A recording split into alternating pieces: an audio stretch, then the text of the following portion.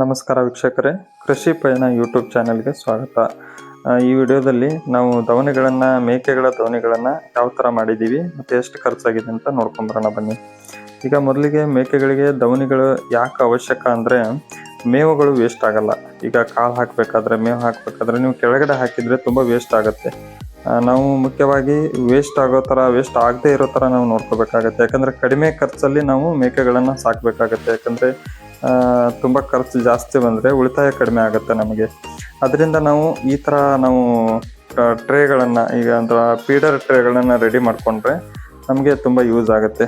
ಈಗ ನಾವು ಬಂದು ಇದು ಮನೆಯಲ್ಲೇ ಇದ್ದಂಥ ವೇಸ್ಟೇಜ್ಗಳನ್ನು ಸ್ವಲ್ಪ ನಾವು ಕಬ್ಬಿಣದ ರಾಡ್ಗಳನ್ನು ಎಲ್ಲ ಬಳಸ್ಕೊಂಡಿದ್ದೀವಿ. ಈ ಸೀಟ್ ಇದೆಯಲ್ಲ, ಇದು ಪತ್ರ ಸೀಟನ್ನು ತಗೊಂಡು ಬಂದಿದ್ದೀವಿ ನಾವು. ಹತ್ತತ್ರ ಈಗ ಬ್ಯಾರಲ್ಗಳದ್ದು ಮಾಡಿದ್ದೀವಿ. ನಾವು ಹಿಂದ್ಗಡೆ ಬ್ಯಾರಲ್ ಕಾಣಿಸ್ತದಲ್ಲ, ಅದು ಒಂದು ಬ್ಯಾರಲ್ಗೆ 800 ರೂಪಾಯಿನ ಕೊಟ್ಟಿದ್ದೀವಿ. ಒಂದು 4 ಬ್ಯಾರಲ್ ತಂದಿದ್ದೀವಿ ನಾವು. ಇಲ್ಲಿ ಮೇಕೆಗಳಿಗೆ ನಾವು 2 ಬ್ಯಾರಲ್ದು ಮಾಡಿದ್ದೀವಿ ನಾವು.